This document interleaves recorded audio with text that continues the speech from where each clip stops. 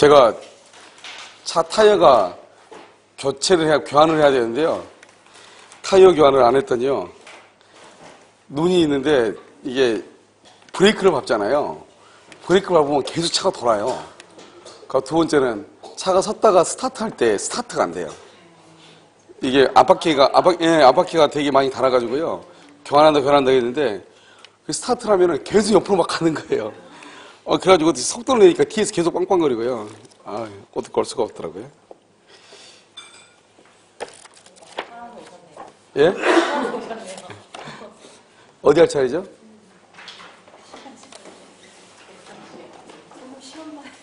아니요, 시험은 1시간, 2시간 있다 볼 거예요. 용인문과의 차례예요? 용인문과요? 이런요? 까먹어요?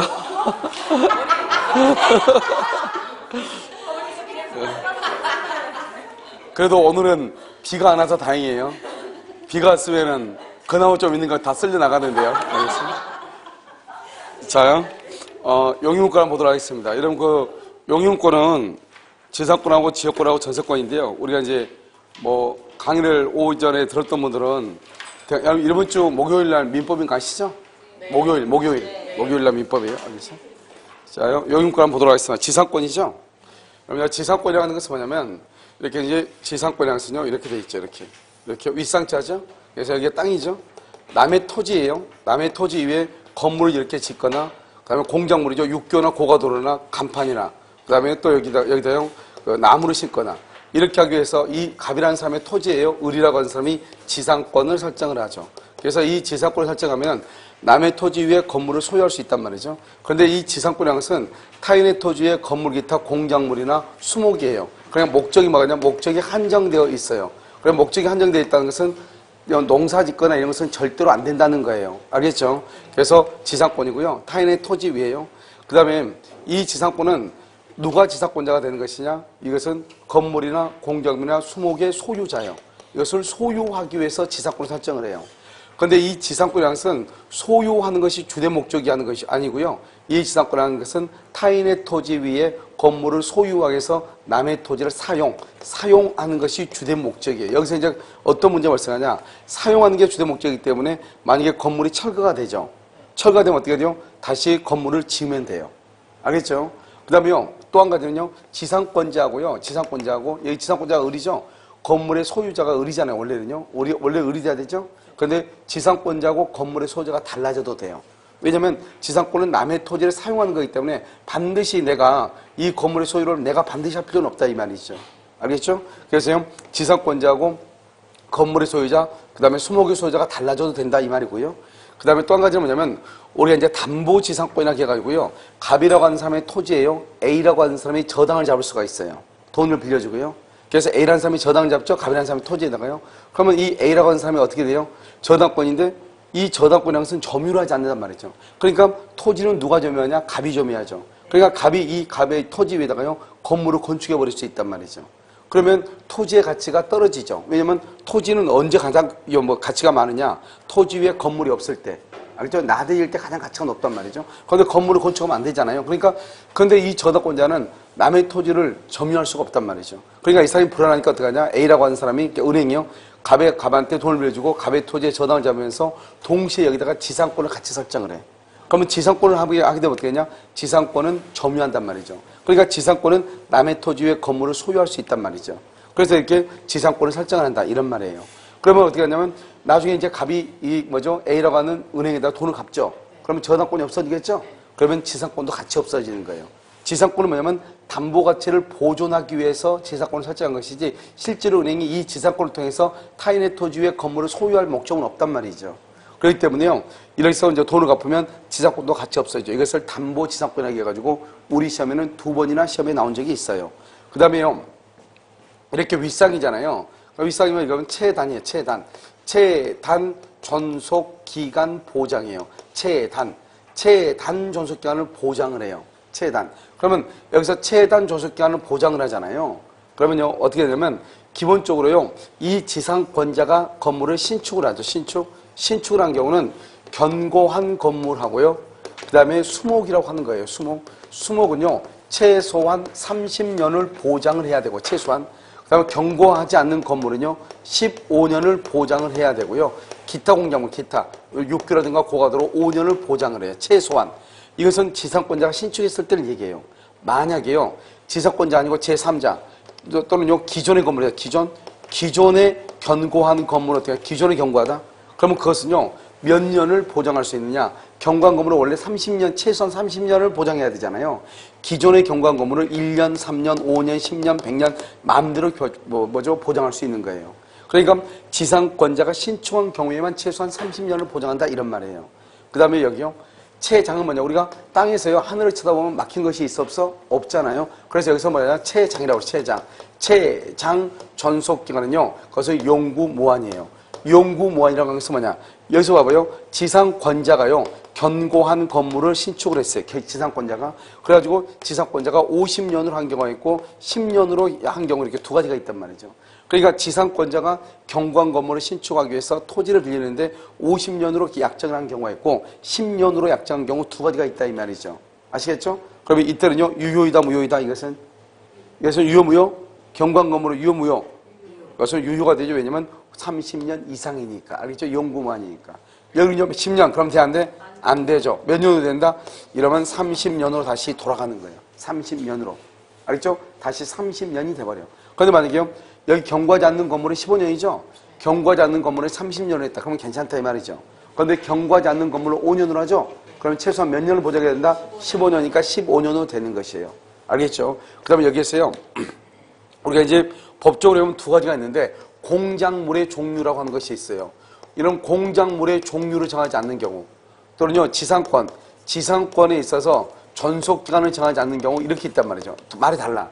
공작물의 종류란 말은, 공작물에는 뭐는 빠져요? 수목은 빠지는 거죠. 그러니까 내가요, 갑이라는 사람이 토지 위에 을이라는 사람이 뭐라냐? 내가 당신 땅에다가 아무튼 뭐 건물을 좀 지을까 생각 중인데 이렇게. 근데 그 건물이 견고한 건물인지 견고하지 않는 건물인지 알 수가 없단 말이죠. 그러면 일단은 몇 년으로 보냐? 그것은 15년으로 봐요. 아무리 견고해도. 처음에 계약을 할 때 공작물의 종류를 정하지 않고 건물인지, 그 다음에 육교인지, 고가도로인지, 고압 철탑인지 뭘 정하지 않았단 말이죠. 알겠죠? 아무튼 갑의 토지다 뭘 하기 위해서 토지를 빌렸단 말이죠. 그럴 때는 무조건 15년으로 봐요. 알겠죠? 15년. 그런데요, 지상권의 전속기간을 정하지 않고 계약을 했다. 무슨 말이냐? 예를 들어서 경관 건물을 짓기 위해서 계약을 했는데 기간을 정하지 않았단 말이죠. 그럼 몇 년으로 간다? 30년. 수목이다 그럼 몇 년? 30년. 경과하지 않는 것은 몇 년? 15년. 기타를 몇 년? 5년. 이렇게 가는 거예요. 그러니까 아무런 약속장, 전속기간 정하지 않죠? 그러면 종류에 따라서 30년, 15년, 5년이 되고, 만약 여기 공작물 딱 봐봐. 공작물의 종류를 정하지 않는다? 그러면 그냥 15년으로 보는 것이에요. 알겠죠? 이게 이제 우리가 이제 지상권에 있어 지상권은 뭘 하는 것이냐 하는 것과 전속기간이 같이 가는 것이에요. 그래서 지상권은 단 전속기간이 있지만 장 전속기간은 법이 없어요. 법이 없는데 뭐라고 한다? 그래서 몇 년으로 본다? 영구 무한으로 본다 이 말이고요. 그 다음에 지상권은요, 지상권을 설정하기로 합의를 한단 말이죠. 합의라고 플러스, 여기 합의하죠? 그 다음에 또 플러스 지료를 지급하죠, 지료. 그 다음에 뭘 한다? 등기를 이렇게 하는 거죠, 지료하고 등기요. 그럼 지료는 유상이다, 무상이다? 약정 지상권이 있고요. 여기요, 법정 지상권이 이렇게 두 가지가 있잖아요. 약정 지상권은 원칙적으로 무상이 원칙이에요. 무슨 말이냐? 우리가 이제 전세권하고 임대 차이는 뭐라고 하느냐? 차임을 지급하고. 전세권은 전세금을 지급하고. 이런 말이 있단 말이죠. 알겠죠? 그래서 이것을 무상이란 말이죠. 그런데 지상권하고 지역권은 그런 말이 없어. 지료를 지급하고. 그래서 원칙적으로 무상으로 본다 이 말이죠. 그런데 당사자 간의 합의에 의해서 뭐로 볼 수 있냐? 유상으로 볼 수 있고, 유상이 되면 뭘 한다? 등기를 해야 되는 것이죠. 그 다음에 등기가 돼야 한다 이 말이고요. 지료는 몇 년 이상이요? 2년 이상 연체하죠? 그럼 2년 이상 연체했을 때 소멸을 청구할 수 있는 거예요. 2년 이상 연체했을 때. 여기서 2년이란 것은 총 기간이 2년이야 이 말이지. 만약에 월로 월세를 주는 사람, 지료를 주는 사람이 있고, 그 다음에 연으로 주는 사람 두 가지가 있을 거 아니에요. 만약에 월로 준다 그러면 24개월. 알겠죠? 이쪽으로 통틀어가지고 연으로 주면 2년이 되겠죠. 그래서 2000년에 한 번 연체하고 2010년에 한 번 연체했다. 그럼 몇 년이죠? 2년이 된다. 그러니까 통산에서 2년이지 연속해서 2년을 얘기하는 것은 아니에요. 그 다음에요, 여기서 2년 이상 연체라는 게 만약에 토지 소유자가 바뀌죠? 토지 소유권이 바뀌죠? 그럼 누구한테요? 양수인에게 몇 년이 돼야 된다? 2년이 돼야 돼. 누구한테요? 양수인한테 2년. 양수인한테. 양수인에게 인형이 돼야 돼요. 무슨 말인지 알겠죠? 이 말이 아주 중요하고요. 그 다음에 법정의 사건은 원칙적으로 법정은 유상이 원칙이에요. 유상. 유상이라는 것은 지로를 지급해야 된다 이 말이죠. 그런데 그 지로를 지급해야 된다 이것은 맞는데 얼마를 지급한다 이런 말은 잘 모른단 말이죠. 그러니까 어떻게 한다? 당사자를 뭐를 정하고 합의가 안 되면 어떻게 한다? 법원이 청구해서 법원에서 하는 거예요. 알겠죠?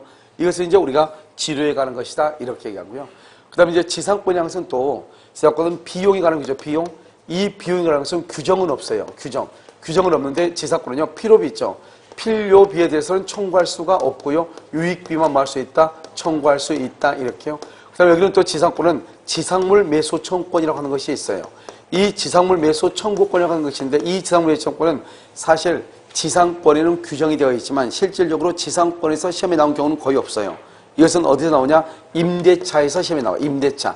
지상권에 규정이 되어 있지만 지상권에는 시험에 나올 것이 아주 많거든요. 그래야 지상권에서 시험이 나오는 것이 아니고 임대차에서 주로 시험이 나온다 이 말이고요. 그 다음에 또 지상권은 뭐냐면 지상권이라는 것은 물권이에요. 지상권은 물권이고요. 이 물권이라는 것은 뭐냐? 예설 강행 규정이란 말이죠. 강행 규정이니까 지상권을 물권으로서 양도할 수 있어. 이러면 지상권이 물권으로서 양도라는 거 재산권이니까 물권과 채권은 재산권으로서 양도할 수 있다고. 양도라는 것은 뭐냐? 처분할 수 있고요. 그 다음에 뭐냐? 임대할 수 있고요. 그 다음에 저당을 잡을 수 있어. 담보를 잡을 수 있어요. 그러니까 지상권 위에 저당권 설정할 수 있단 말이죠. 그러니까 이런 것들을 다 뭐라 한다? 이런 것들을 처분이다 이렇게 하는데요. 여기서 물권인데 양도성인데 이 양도를 금지한다. 양도 금지 특약이라고 하는 것은 이것은 무효가 되는 거예요. 무효가 되기 때문에요. 지상권을 양도를 금지하기로 했어. 그러면 갑의 토지 위에요. 갑의 토지 위에 을이 지상권이 있는데 이 지상권을 갑하고 하고 절대로 양도 못한다 이렇게 합의를 했단 말이죠. 합의를 했는데 을이 이것을요 병한테 넘겼단 말이죠. 그럼 병은 지상권을 취득하는 거예요. 왜? 양도 금지는 유효이다 무효이다? 무효잖아. 무효니까 뭐냐면 병은 양수인은요 병은요 지상권을 뭘 한다? 취득하는 거예요. 병은. 왜? 그 자체가 무효니까. 아시겠죠? 그 다음에 이제 또 한 가지로 보면 원래 이제 우리가 물권은 양도를 금지하면 안 된단 말이에요. 그래서 우리가 양도 금지는 시험에 딱 두 가지에서 나와. 어디서 나오냐? 지분 처분 금지 특약은 무효. 지상권 양도 금지 특약은 무효. 이 딱 두 가지만 시험에 나온단 말이죠. 그런데 여기서 보면 우리가 전세권이라고 하는 거 있죠. 전세권 양도 금지 특약이라고 하는 것이 있어요. 전세권은요 특이한 게 우리 물권 중에서 유일하게 전세권은 양도를 말 수 있다. 금지할 수 있어요. 그래서 전세권은요 양도를 금지할 수 있다 이 말이에요. 원래는 양도성이 있지만 당사자랑 합의로 양도를 금지할 수 있고 양도를 금지하면 등기하죠. 등기하면 대항할 수 있는 거예요. 그래서 유일하게 전세권만 양도 금지 특약을 할 수 있고 전세권의 경우 양도 금지 특약을 했음에도 불구하고 전세권을 양도하죠. 그러면 그것은 유효이다 무효이다? 무효가 돼서 대항하지 못하는 것이에요. 여기까지 이제 우리가 뭐냐면 지상권에 관한 것들을 이제 우리가 한번 살펴봤고요. 그 다음에 여기서 이제 뭐냐면 지상권에 또 뭐냐? 구분지상권이라고 하는 것이 있어요. 구분지상권. 이 구분지상권은 뭐냐면 여기 우리가 지상권을 봐봐. 지상권은 뭐냐면 이렇게 돼 있죠. 여기 갑이죠. 갑의 토지 여기 위를 이렇게 쓰는 것을 이 땅 위를 쓰는 것을 말한다. 지상권이죠. 그래서 을이 지상권을 가지고 있죠. 이런 지상권은 저당 잡을 수 있다고 그랬죠. 지상권 위에는 또 병이 저당권을 이렇게 설정을 할 수 있단 말이죠. 그러면 여기 위를 을이 쓰기 때문에 을이 사용하기 때문에요. 갑은 여기 위를 사용할 수가 없단 말이죠. 그런데요 여기서 이렇게 할 수 있냔 말이죠. 여기 공중에요 일부분이라든가 또는 전부라든가 땅 속의 일부분이라든가 전부로 다른 사람한테 또 지상권을 줄 수 있는가? 이것은 뭐냐? 여기는 지하철이라든가 지하도라든가 지하상가 같은 것을 얘기하는 것이고 여기는요 여기 우리가 보면 고압 철탑 있죠. 이런 고압 철탑 가면 전기선 있잖아요. 거기 보면 땅 위에다 이렇게 해가지고 위로 쭉 가는 거잖아요. 알겠죠? 그 다음에 또 뭐가 있죠? 육교, 고가도로 같은 거. 이런 것들이 있죠. 간판. 우리 보면 고속도로 가다 보면 간판이 있잖아요. 이런 것들을 할 수 있느냐 이 말이에요. 그걸 구분지상권. 판례가 뭐랬냐 이렇게 얘기했단 말이죠. 판례가요 이렇게 토지가 이렇게 있잖아요. 토지 위에 1층에 상가 건물이 이렇게 있어. 상가 건물. 그런데 여기 상가 건물 위에다가 이렇게 5층짜리 이렇게 건물이 이렇게 있어요. 5층짜리 이렇게 건물이 지었단 말이죠. 아파트를요 주상복합으로 나중에 증축을 했어요. 그러면 이 아파트가 과연 어디에 있는가 이게 문제가 됐단 말이죠. 토지 위에 있느냐 건물 위에 있느냐 이게 문제가 됐단 말이죠. 그래서 여기서 뭐라 그러냐 판례가 상가를 이렇게 지으라 이 말이죠. 상가를 지으면 건물이 어디에 있어? 공중에 있죠. 이걸 구분지상권이다. 이렇게 표현을 했단 말이죠. 우리가 여러분요, 한번 볼까요? 여러분요, 여기요, 고압철탑이죠, 고압철탑. 전기선이 이렇게 쭉 가있죠? 이게 전기선이 아니잖아요. 이게 전기선이죠? 그러니까 여기 이걸 지워봐. 지우면 어디가 있어요? 땅 위에 전선이 지나가고 있죠? 그것을 뭐란다? 구분지상권이다. 육교도 똑같죠? 육교도 고가도로 이렇게 해가지고 계단 이렇게 가죠? 여기가 육교잖아요. 여기가 육교잖아요. 알겠죠? 그러니까 여기를 지우면 어떻게 돼요? 지우면 공중에 있잖아요. 이걸 구분지상권이다. 땅 속에 있는 걸 뭐란다? 그것을 구분지상권이다. 지하도 지하상가. 알겠죠? 이것을 구분지상권인데 구분지상권은 뭐가 안 되냐? 수목을 안 돼. 수목. 왜 수목이 안 되냐? 우리가 나무를 땅 속에다 공중에다 나무를 심을 수는 없잖아요. 그래서 뭐가 안 된다? 수목은 되지 아니한다. 그 다음에 구분지상권을 설정을 할 때 또 한 가지 중요한 게 뭐냐면 가장 중요한 게 수목은 안 된다는 것이고 두 번째는요. 다른 지상권자나 저당권자나 다른 제3자가 있죠. 이 사람들이 반드시 뭐를 해야 돼요? 동의를 받아가지고 구분지상권을 해야 돼요. 동의를 받아가지고. 그냥 하면 절대로 안 돼요. 뭐를 해야지? 동의를 받아야 된다 이 말이죠. 그 다음에 또 한 가지는요. 만약 이런 사람도 없다고 해봐. 그러면요. 갑하고요. A하고 구분지상권을 설정을 하면서요. 토지의 사용을 뭐하냐? 토지의 사용을 뭐 할 수 있다? 제한할 수도 있어요. 토지의 사용을 제한할 수 있다. 왜요? 만약에 여기다가요. 간판을 설정해 놓고 여기다 나무를요. 이만큼 이렇게 긴 높게 자라는 나무를요. 심어가지고 간판이 안 보이게 하면 안 되잖아요. 그러니까 구분지상권자하고 토지 소유자 간에는 여기서 사용을 제한할 수가 있어요. 알겠죠? 그러면 이제 우리가 이제 지금부터 점유한다는 말이 무슨 말이에요? 점유라는 것은 배타적 지배라고 하는 것이에요. 배타적 지배. 점유라는 것은 배타적으로 지배한다는 말은 독점적이다 이 말이잖아요. 독점이다. 그 말이 무슨 말이냐? 여기 이렇게 갑의 토지 있죠. 갑이라는 사람이요. 이 토지 전체를 의리한 사람한테 전세를 지상권을 줘요. 지상권을 주고 난 다음에요. 토지의 일부 여기다가 다시 여기다가 전세를 줄 수 있는 거야. 전세. 다시 여기다가요. 임대차를 줄 수 있는가 이 말이죠. 된다 안 된다? 그럼요. 우리가 지상권은 점유를 하죠. 점유는 배타지란 말이에요. 이 땅을 자기 혼자 독자적으로 쓴다 이 말이죠. 그래서 여기다가요. 전부에다가 지상권이나 전세권이나 임차권을 주고 그 일부나 전부에 다시 또 전세나 임대나 임차권을 주면 그건 절대로 안 되는 것이에요. 그럼 어떻게 해야 된다? 이게 점유를 한단 말이에요. 여기 갑이라는 사람 토지 있죠? 그럼 갑이라는 사람이 있으면 여기다 이렇게 해가지고 이것은 을한테 지상권을 주고 여기는 이렇게 병한테요. 전세권을 주고 이걸 토지의 일부에 지상권, 지역권, 전세권이 된다. 그래서 우리 뭐라 한다? 용익 물권의 경우는 토지의 일부, 건물의 일부에 가능하다. 이런 말 하잖아요. 그게 바로 여기 아예 그냥 이만큼 나눠가지고 이것은 을한테, 이것은 병한테 이렇게 주는 것은 몰라도 알겠죠? 이 토지를 있잖아요. 토지 여기 전체를 지상권을 주고 난 다음에 다시 지상권이나 전세권이나 임차권을 주는 것은 된다 안 된다? 안 되는 것이고요. 그 다음에 또 여기서 뭐냐면 여기서 이렇게 토지가 이렇게 있잖아요. 그러면 갑이라는 사람이 있고 이 토지 전체를 어떻게 하냐? 여기 을이라는 사람한테 지상권을 줬단 말이에요. 지상권. 그러면 을이 지상권자잖아요. 을이요. 그럼 어떻게 한다? 여기 A라고 하는 사람이 여기다 불법으로 점유했다.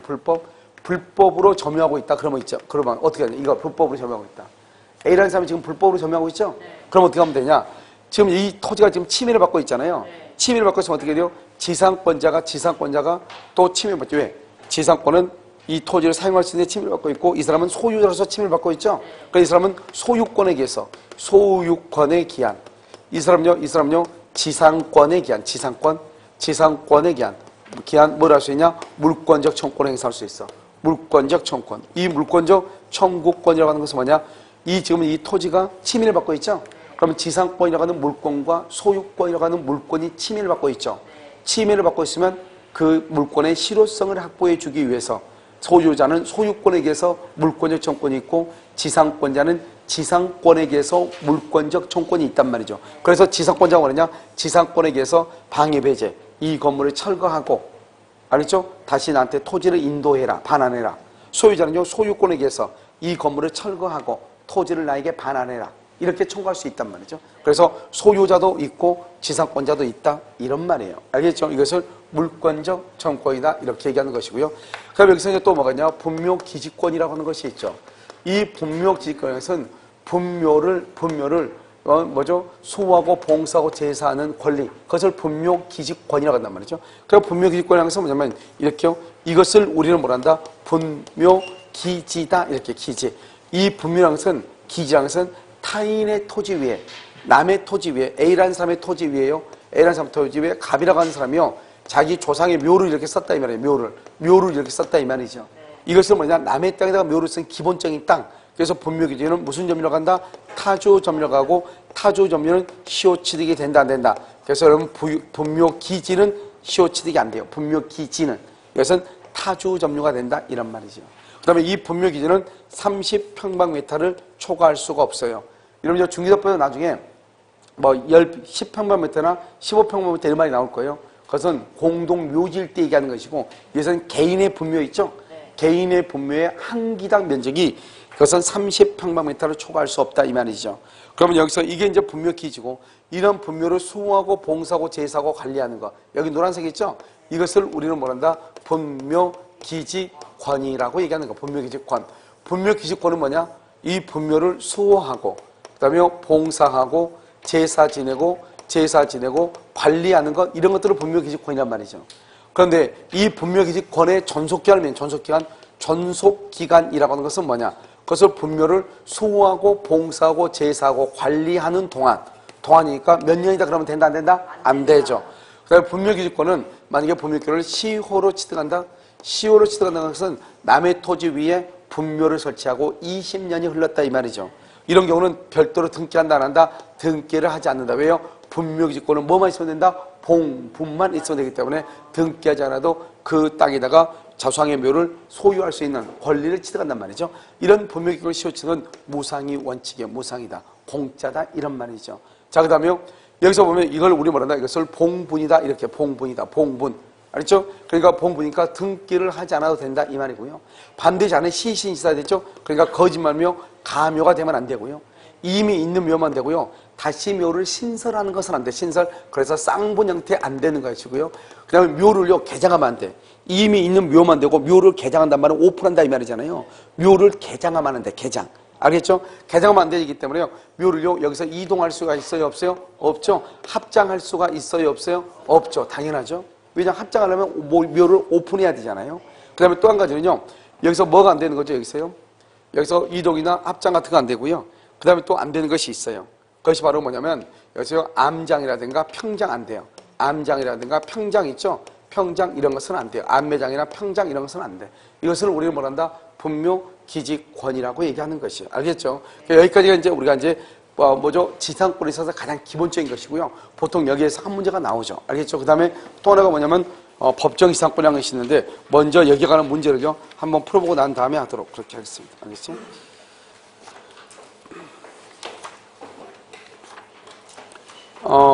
자요, 여러분요, 어디를 보시면 152번 한번 봐봐요. 152번. 145페이지요. 152번이요. 자, 145페이지 152번 보면 지상권이죠. 지상권자는 반대 특약이 아니라 유익비 상환을 청구할 수 있다. 줄과 유익비 상환이요. 여기 보면 여기 한번 봐봐요. 비용에 관한 것은 규정이 없어요. 그러니까 필요비는 청구를 못한다고 그래 다. 근데 유익비를 청구할 수 있다고 그래. 알겠죠? 그래서 청구를 있다고 해석하면 일반적이라고 그러지. 해석이란 말이 무슨 말이에요? 법에는 규정이 있다 없다? 없다. 법에는 비용에 관한 규정이 없다 이런 말이에요. 알겠죠? 자, 이번은요. 상당기간 내구력을 가지며 용이하게 해체할 수 없는 건물. 여기까지 뭐죠? 상당기간 내구력을 가지며 용이하게 해체할 수 없는 건물. 이것을 무슨 건물이라고 한다? 견고한 건물이라고 하죠? 여러분, 견고한 건물은 최소한 몇 년 이상이다? 30년 이상이다. 3번은요. 지상권의 존속기간을 용구로 약정하는 거. 용구. 된다, 안 된다? 된다. 4번은요. 지상권의 양도를 금지한다. 지상권은 물권이고 물권은 재산권이죠. 재산권은 양도할 수 있어야 되죠. 양도를 금지하는 특약은 유효이다, 무효이다? 무효이다. 그래서 여기 봐봐. 특약하기는 무효죠. 그런데 특약이 있더라도 지상권의 양도는 절대적으로 보장이 되죠. 그러니까 지상권 양도 금지 특약 자체가 무효니까. 알겠죠? 무효니까 지상권 양도는 절대적으로 보장이 되죠. 이것과 똑같은 건 지상권 앞에다 써봐. 지분 양도 금지. 지분 양도 금지 특약도 무효가 돼요. 아시겠죠? 자, 그러면 5번은요. 여기를 봐봐. 종류를 정하지 않는 수목이라고 되어 있나요? 그러면 종류를 정하지 않는 공작물, 수목 빼고 수목 X하고 공작물이요. 공작물은 15년으로 봐요. 종류를 정하지 않으면. 그런데요. 수목은요. 언제나 몇 년이다? 언제나 30년이에요. 그래서 수목은 언제나 30년이 돼. 언제나 30년. 자, 그 다음에 구분지사권 봐봐요. 구분지사권 행사를 위하여 토지 소유권자의 소유권을 제한하는 특약 줄고요.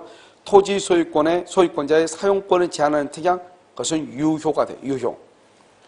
2번은요. 구분지사권은 토지의 지상이나 지하의 공간을 상하의 범위로 정하여 설정할 수 있게 함으로써 토지의 입적 사용을 가능하게 하고요. 3번 구분지사권은 건물 기타 공작물만, 구분은 뭐는 안 된다? 수목은 절대로 안 돼. 수목은 절대로 안 돼. 설정할 수 없다. 4번은요. 구분지사권을 설정하려는 토지에 이미 제3자가 사용, 수익할 권리를 가지고 있죠.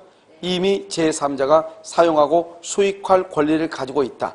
그럼 제3자가 누구다? 지상권자, 저당권자 이런 사람이죠. 지상권이 있고 지상권 위에는 뭐가 있다? 저당권이 있잖아요. 이러한 경우는 이런 사람들의 모두에 뭐가 있어야 된다? 동의를 얻어야 되고요. 설정해놓아서 토지의 사용을 말할 수 있다. 제한할 수 있다. 이렇게. 그 다음에 155번 한번 봐봐요. 155번 분묘기지권이라고 되어 있나요? 분묘기지권이라고 되어 있어요? 이런 분묘기지권은 뭐냐면 토지 소유자의 승낙 없이 분묘를 설치한 후 몇 년간? 20년. 그런데 중요한 것은 두 번째 쪽 끝에요. 그 기지. 분묘 기지 동그라미 타주점이에요. 기지는 시효취득을 절대로 못해. 뭐를 시효취득할 수 있다? 분묘 기지 권을 시효취득할 수 있지. 기지는 시효취득할 수 없다. 이런 말이에요. 아시겠죠? 자, 2번은요. 타인 토지의 분묘를 설치 소유하는 자에게는 그 토지에 대한 소유의 의사가 뭐가 된다? 추정된다. 이럼 여기 봐봐. 타인의 토지에 분묘를 설치 소유한다. 타인의 토지 무슨 점이라고 그랬어? 타주점요. 소유의 의사는 무슨 점이다? 자주점이죠. 된다 안 된다? 안 된다. 3번 등기는 분묘기지권의 무슨 요건이다? 취등 요건이다. 틀렸죠? 등기가 아니고 뭐라고 해야 돼? 봉분이라고 하죠. 봉분. 등기는 안 되죠. 왜요? 분묘기지는 등기를 할 수가 없다 이 말이죠. 그 다음에 4번은요. 분묘기지권을 시효취득. 분묘기지권을 시효취득하면 뭐죠? 지료를 지급한다 안 한다? 뭐가 원칙이다? 무상이 원칙이다 이 말이죠. 그 다음에 5번은요. 분묘기지권에 뭐가 나왔다? 존속기간이죠. 원래 우리 지상권은요. 종류에 따라 가지고 30년, 15년, 5년 이렇게 되지만 분묘기지권을 시효취득한 경우는 존속기간이라는 것은 그 분묘를 수호하고 봉사하고 제사하고 관리하는 동안 존속하는 거죠. 그러니까 분묘기지권이라고 하는 것은 30년이다, 15년이다, 5년이다 이런 말을 사용하면 된다 안 된다? 안 된다 이런 말이죠. 여기까지를 우리는 뭐란다? 지상권이라고 하는 것이고요. 그 다음에 여기서 이제 보면 우리 뭐냐면 일괄경매 청구권이라고 하는 거 봐. 365조. 365조 보면 일괄경매 청구권이라고 하는 것이 있어. 이 일괄경매 청구권이라는 것은 365조는 저당권에 관한 것이거든요. 그러니까 원래는 저당권 부분에 우리 기본서에는 저당권 부분에 나와 있어. 알겠죠? 그런데 이 일괄경매 청구권이라는 것은 뭐냐면 이렇게 순서를 봐. 순서를. 갑의 토지 위에요. 의뢰한 사람이 2월 1일 저당권을 가지고 있죠. 그럼요. 저당권을 설정하기 전에 토지 위에 건물이 있다 없다? 없죠. 이것을 나대지다. 이렇게 나대지다. 토지에 건물이 없죠. 그러고 난 다음에요. 이 저당권을 설정하고 난 다음에 건물을 건축하죠. 저당권을 설정하고 난 다음에 의리로 이렇게 저당권이죠. 저당권이면 설정하고 난 다음에 여기요 2월 1일 이렇게. 그래서 여기서 갑이라는 사람이 이렇게 저당권, 뭐죠? 건물을 신축해 3월 1일 날이요.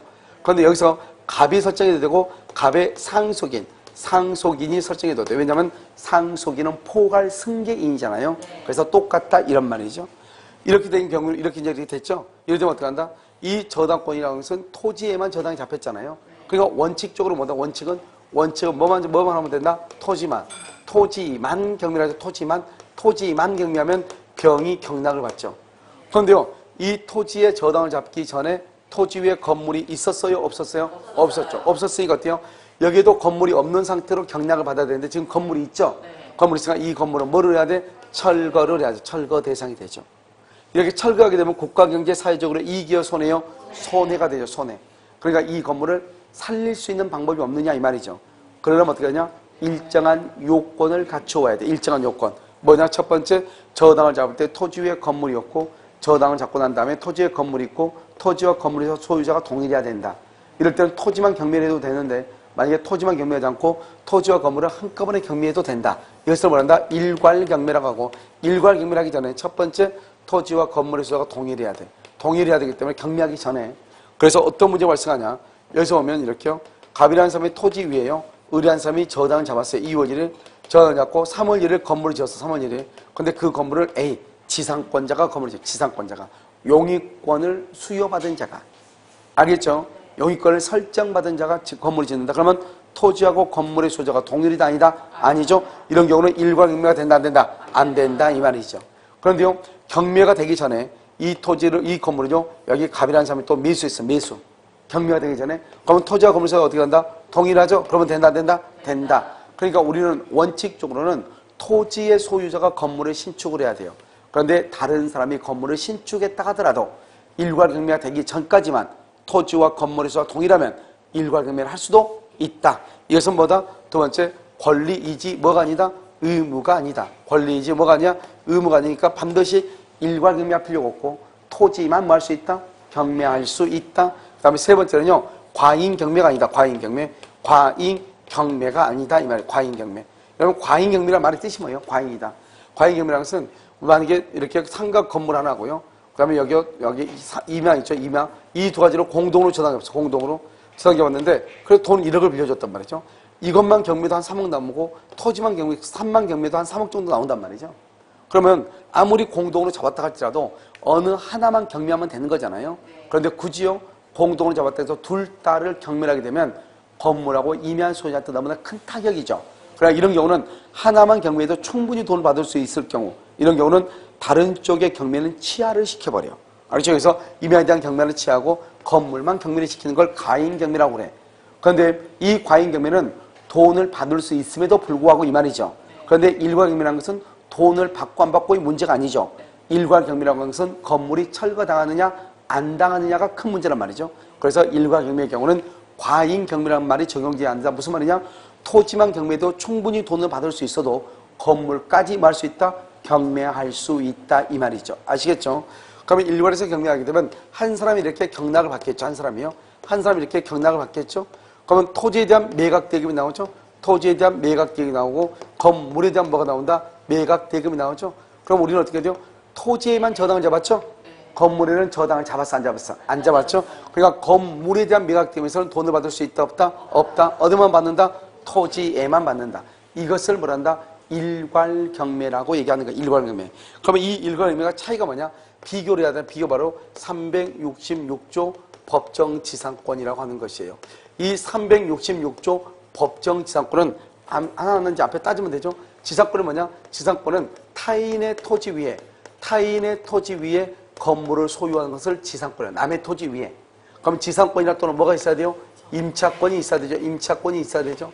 그 다음에 법정이란 말이 뭐야? 법정. 법률의 규정이죠. 우리 민법 187조에 의하면 법률의 규정에 의한 물권을 취득할 때는 등기한다 안 한다? 취득할 때는 등기한다 안 한다? 취득할 때는 등기하지 않죠? 뭐를 할 때는요? 처분할 때는 뭘 한다? 등기를 한다 이 말이죠. 취득할 때는 등기한다 안 한다? 안 해. 그러니까 처분할 때는 등기라고 처분해야 돼. 여기가 366조죠. 366조. 그러면 366은 뭐예요? 366은 저당권이죠. 저당권이죠. 저당권은요. 물권이죠. 물권은 뭐가 있냐? 물권은 그것은 강행규정이죠. 그래서 강행규정은 뭐를 못한다? 포기할 수 없죠. 그래서 366조 법정지상권은 포기가 안 되는 것이에요. 무조건 취득하는 것이에요. 알겠죠? 그럼 여기서 이제 보면 우리가 이제 일괄경매 청구권하고 지상권하고 가장 큰 차이점 뭐냐? 여기가 갑의 토지가 있죠? 갑의 토지 위에 뭘 한다? 갑이라는 사람이 이렇게 건물을 짓고 토지와 건물의 소유가 동일하다 이 말이죠. 언제요? 1월 1일 날. 이렇게 토지와 건물의 소유가 동일하다. 그러고 난 다음에 이 토지에 대해서 을 앞으로요. 뭘 한다? 저당권을 설정한다. 저당권. 언제요? 2월 1일요. 그러니까 저당권을 설정하기 전에 토지 위에 건물이 있고 토지와 건물의 소유가 동일해야 돼. 1월 1일 날. 무슨 말인지 아시겠죠? 자, 그 다음에요. 여기 이제 저당권 이렇게 있잖아요. 저당권 있고 난 다음에 여기죠. 저당권 있고 난 다음에는 그럼 어떻게 된다? 여기 이렇게 갑의 토지가 있죠. 갑의 토지가 있고 건물의 소유자가 바뀌거나 건물이 증축이 되거나 건물이 개축이나 신축이 돼도 관계가 없다 이 말이에요. 그러니까 이런 경우도 다 법정지상권이 인정이 돼. 그러니까 법정지상권의 가장 중요한 키워드는 토지면 토지, 건물이면 건물의 저당권을 설정하기 전에 토지 위에 건물이 있고 토지와 건물의 소유자가 뭘 해야 돼? 동일해야 돼. 이게 바로 뭐가 달라요? 일괄 경매 청구랑 다르죠? 그러면 일괄 경매 청구는 뭐예요? 저 토지의 저당 잡을 때 건물이 있었어 없었어? 없었죠? 근데 여기는 뭐예요? 토지의 저당 잡을 때 건물이 있다 없다? 있다. 토지와 건물의 소유자가 뭘 한다? 동일하다 이 말. 동일하다. 이게 중요하다니까요. 토지 위에 건물이 있고 토지와 건물의 소유자가 동일하다 이 말이죠. 이 말이 중요하다 이 말이죠. 무슨 말인지 알겠죠? 그러고 난 다음에요. 그러고 난 다음에 그 다음에 이제 어떻게 한다? 여기서 경매가 되죠. 그것을 임의 경매라고 그래. 저당권에 대한 경매를 임의 경매. 다른 말로 이것을 담보권 실행 경매다 이렇게 얘기해. 담보권 실행 경매 이렇게요. 그러면 이제 우리는 뭐죠? 저당은 어디에만 저당을 잡았죠? 토지에만 저당을 잡았죠. 토지. 그러니까 토지에만 저당을 잡았기 때문에요. 여기가 병이죠. 병이 저당권자가 뭐죠? 경락이 되죠. 그다음에 이 건물 있죠. 이 건물은 노가 된다. 갑이죠. 이렇게요. 갑. 이렇게 갑. 그럼 어떻게 돼요? 맨 처음에는 토지와 건물에서 동일했잖아요. 그런데 우연히요. 경매라고 하는 우연한 사정에 의해서 토지와 건물에서 달라지잖아요. 그러면 이때요. 처음에는 토지와 건물의 저당권을 설정하기 전에는 토지 위에 건물이 있고 토지와 건물의 소유자가 동일했는데 저당권에 의한 경매로 토지와 건물의 소유자가 달라지게 되면은 이 건물을 철거하지 않고 그대로 명예 토지 위에 존속시키기 위해서 갑이라는 사람한테 인정되는 것, 이걸 우리가 뭐란다? 지상권이다. 이렇게 얘기해. 지상권이다. 이렇게. 이것은 무슨 지상권이다? 법정 지상권이고 취득할 때 등기 안 한다? 안 한다. 등기가 없어도 지상권은 물권이고 물권은 대항력이 있는 거죠. 그러니까 이 지상권자는 지상권에 관한 등기가 없더라도 갑에게 대항할 수 있죠. 당신 토지 위에 건물을 소유할 수 있다고. 그러니까 갑이 열받아서 토지를 또 팔아버릴 수 있죠. 그럼 토지의 양수인에 대해서도 말 수 있다. 등기 없이 말 수 있다. 대항할 수 있다. 중요한 것은 지상권은 뭐 없이? 등기 없이도 토지 뭐죠? 지상권자는요. 토지 소유자뿐만 아니라 토지의 양수인에게 대항할 수 있다 이 말이고. 그다음에 여기서요. 우리가 저당을 잡기 전에만 토지 위에 건물이 있고 토지와 건물의 소유자가 동일하면 된다고 그랬죠? 그리고 저당권을 설정하고 난 다음에는 이렇게 건물을 신축해도 된다고 그랬잖아. 신축해도. 그러면은 이 구건물이죠. 이거죠. 구건물. 구건물하고 여기는 신건물이죠. 신건물하고 어디를 기준으로 법정 이상권의 존속기간 30년, 15년, 5년을 정할 것인가 이 말이죠. 알죠? 여기는 목조 건물이에요. 목조로 몇 년이죠? 15년이죠. 여기는 콘크리트 빌딩이에요. 콘크리트요. 몇 년이다? 30년이죠. 그러면 어디를 기준으로 한다? 구건물을 기준으로 몇 년으로 본다? 15년으로 본다. 이게 아무리 콘크리트 빌딩이어도 15년으로 본다 이 말이죠. 그 다음에요. 여기에서 이 건물이라는 것은 건축 중인 건물이어도 돼. 건축 중이어도 되고 이 건축 중이라는 것은 아직 준공허가를 받았다 안 받았다? 안 받았죠?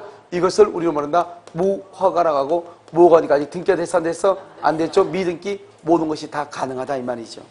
그래도 다 법정에서 꼭 성립을 해. 그 다음에 토지와 건물은 처음부터 동일할 필요가 있다 없다? 없죠. 그래서 원시적으로 동일할 필요가 없고 언제만 동일하면 되냐?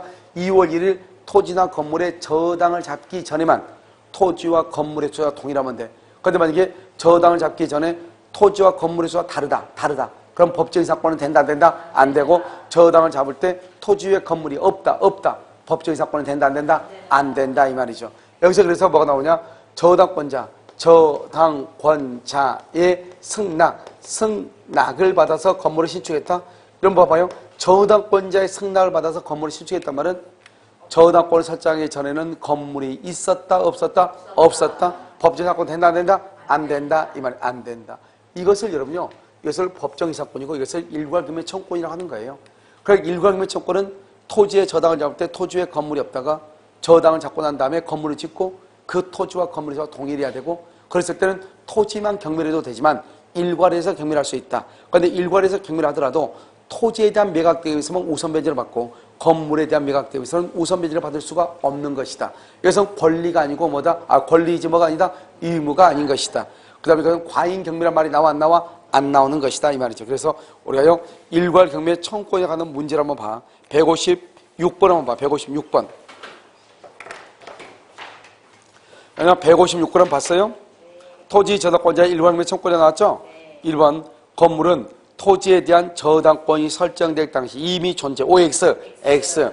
건물은 이미 존재 그러면 안 되지. 건물이 없어야 돼.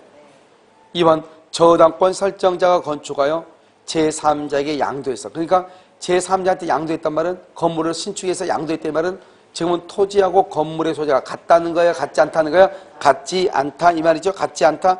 일광일매할 수 있다 없다? 없다. 없다 이 말이죠. 여러분 이 말이잖아. 봐봐. 여기 한번 봐봐. 여기 오면 여기 말이잖아. 여기 지금 오면 갑이라는 사람이 토지 위에 을이 뭘 가지고 있다? 저당권을 가지고 있죠. 저당권을 가지고 있는데 지금 뭐냐면 갑이 건물을 신축했다가 갑이 토지의 소유자 저당권 설정자가 팔았다 이 말이죠. 그 말은 토지하고 건물의 소재가 동일하다 동일하지 않다? 동일하지 않다. 된다 안 된다? 안 돼. 또는요 제3자가 건물을 신축했어. 그러면 안 되죠. 그런데 토지 소재가 샀어. 그러면 다시 토지와 건물의 소재가 동일하죠. 그러면 다시 일괄 경매를 청구할 수가 있다 없다? 있다 이런 말 있다. 아시겠죠? 자요 그 다음에 3번을 한번 보셔요. 3번은 저당권 설정자로부터 용익권을 설정받은 자 줄거봐. 그럼 용익권을 설정받았다는 누구예요? 지상권자, 전세권자, 임차인. 알겠죠? 그래서 지상권자가 신축한, 건축한 건물이죠. 그럼 지상권자가 건축했죠? 그러니까 일괄 경매가 된다, 안 된다? 안 되죠. 왜요? 토지와 건물의 소재가 다르니까요. 그런데 저당권 설정자가 나중에 소유권을 취득하죠? 나중에 소유권 취득하죠?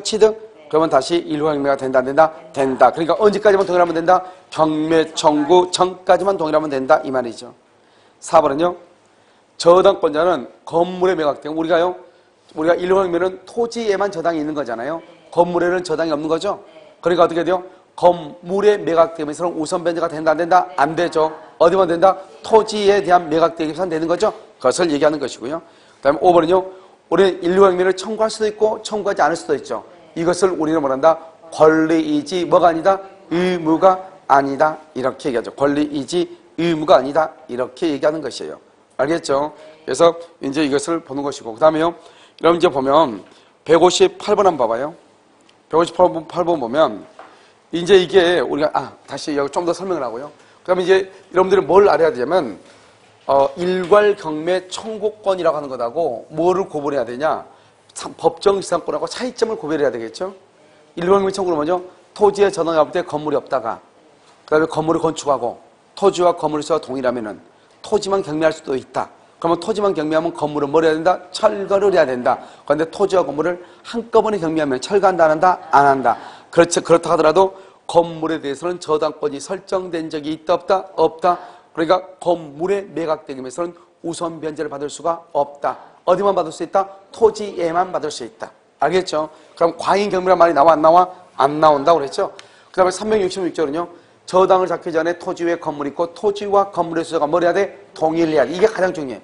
저당권, 즉 토지나 건물에 저당권을 설정할 당시에 토지 위에 건물이 있고 토지와 건물의 소재가 동일해야 돼. 그러고 난 다음에 건물의 소재가 바뀌든지 건물이 신축되든지 관계가 된다, 안 된다? 안 되고. 그 다음에 나중에 임의 경매로 인해서 저당권에 대한 실행, 담보권 실행, 저당권 실행이라는 말이 나와. 그걸 경매로 이 말이죠.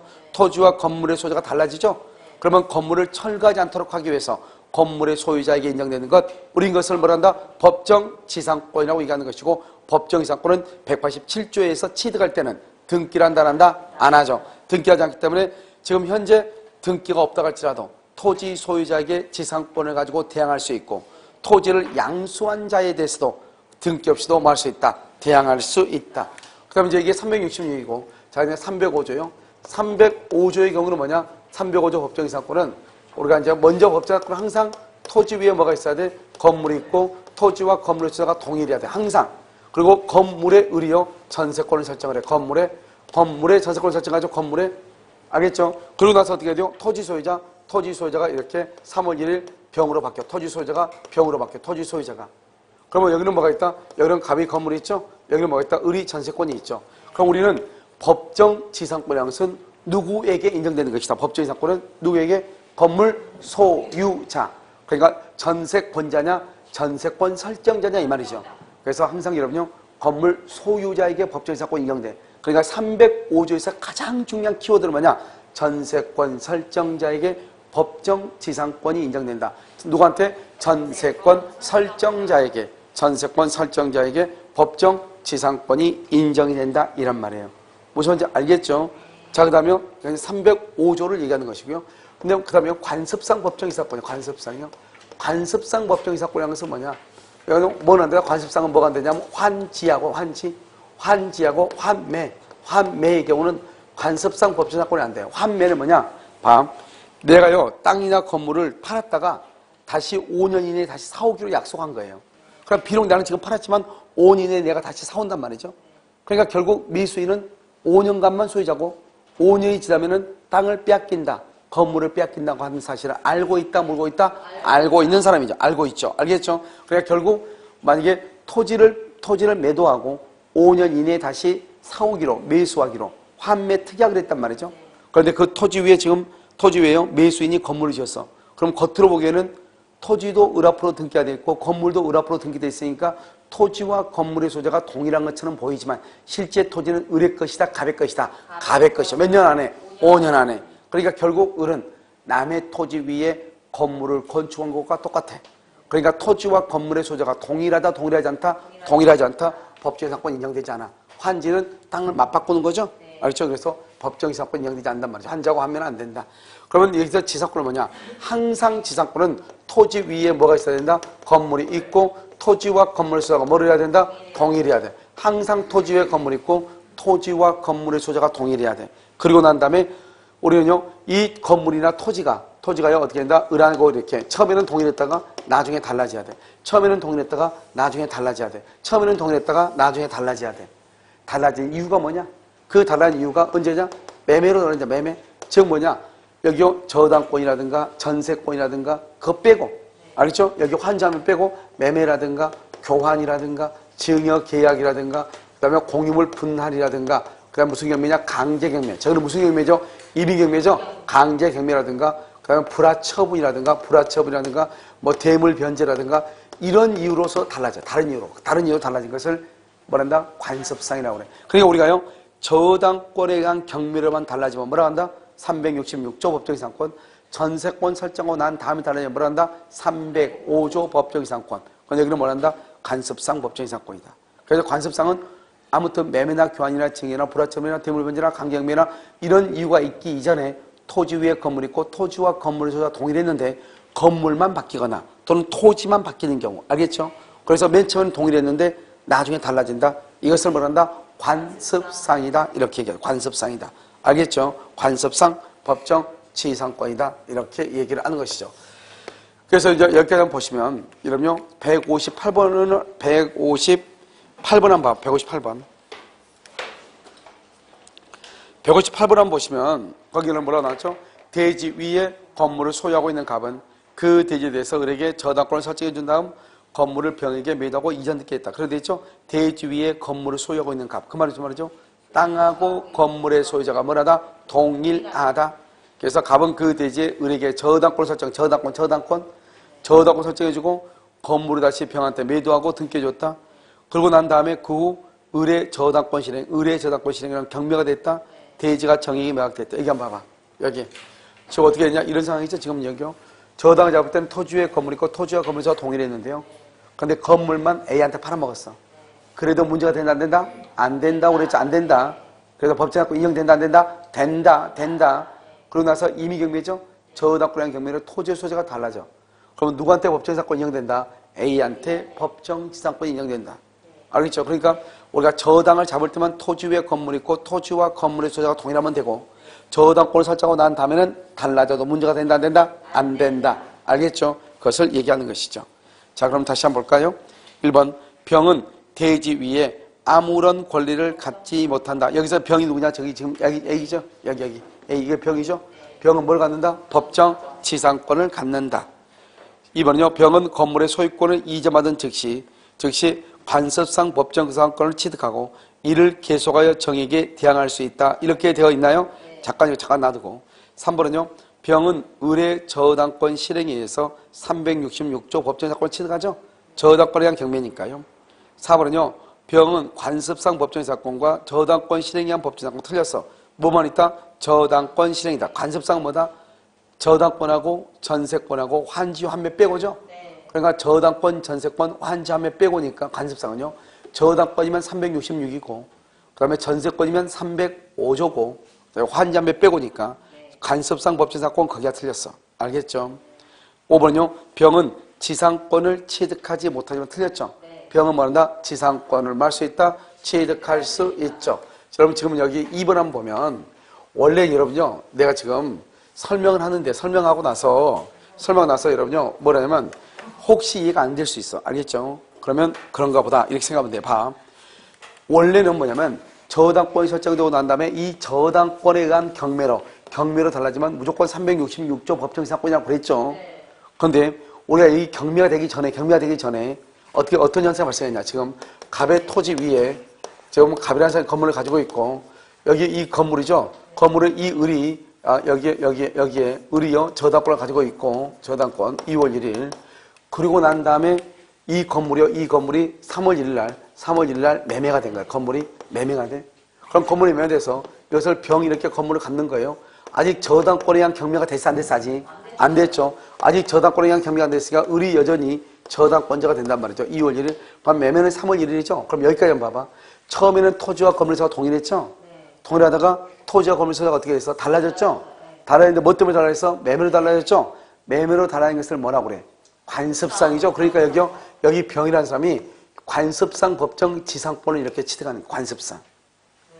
이 관습상 법정 지상권을 취득해. 그래서 보면 2번이 보면 여기요 병은 건물의 소유권을 이전받는 즉시 관습상 법정자가 취득하고 여기까지는 맞아. 여기까지 맞아. 근데 그 다음에 틀렸어. 계속하여 정의이 돼간다. 그게 틀렸다고. 봐봐. 다시 이제 이런 상황에서 경매가 돼. 이런 상황에서 이 저당권에 의해서 경매가 된다고. 경매. 그러면 우리가 이제 경매하면 여러분이 이제 그 저당권을 배웠으면 나오는데요. 저당권에 보면 경매가 되면은 말소 기존 권리라고 하는 것이 나와. 말소 기존 권리요. 이 말소 기존 권리는 저당권, 근저당권, 압류, 가압류, 압류, 가압류 이런 것들은 이제 말소 기준 권리란 말이죠. 말소 기준이요. 알겠죠? 그러면 말소 기준 권리니까 어떻게 돼요?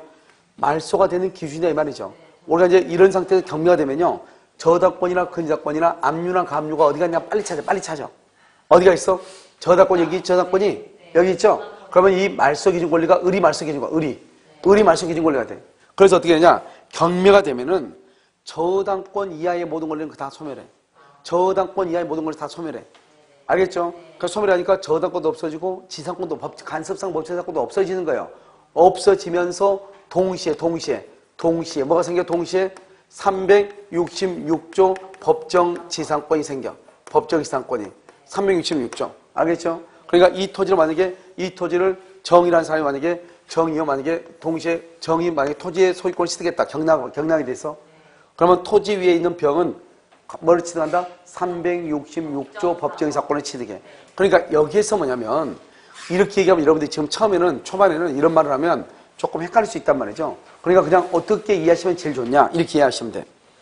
어떻게 하면 일단 무조건 저당권이 설정됐다가 저당권에 의한 경매가 되잖아요. 그럼 저당권에 의한 경매가 되면은 관습상 법정지상권이 아니고 뭐다? 366조다 이렇게 이해하시면 돼. 알겠죠? 그러니까 왜냐면 여기 지금 소유자가 달라졌죠? 소유자가 달라지면 관습상 법정지상권이 있다가 경매가 되면 다 없어진다고. 그래서 366조 법정지상권이 성립된다고. 그러니까 2번의 경우는 관습상 법정지상권이 일단은 성립하다가 이걸 계속해서 유지가 되는 것이 아니고 경매가 되면 몇 조가 된다? 366조로 다시 바뀐단 말이죠. 알겠죠? 그래서 그렇게 되는 것은 약간 우리가요 저당권 부분에 대해서도 우리가 약간 공부를 해야만이 가능한 거라면 이해가요? 알겠죠? 그러니까 여러분 어떻게 보는 것이냐? 일단요 저당권 설정되고 나서 저당권에 의한 경매가 되죠? 그럼 몇 조다? 366. 전세권이 있다가 달라지면 뭐다? 305조. 그것 빼고 나머지는 다 뭐다? 관습상. 이렇게 보시면 되죠.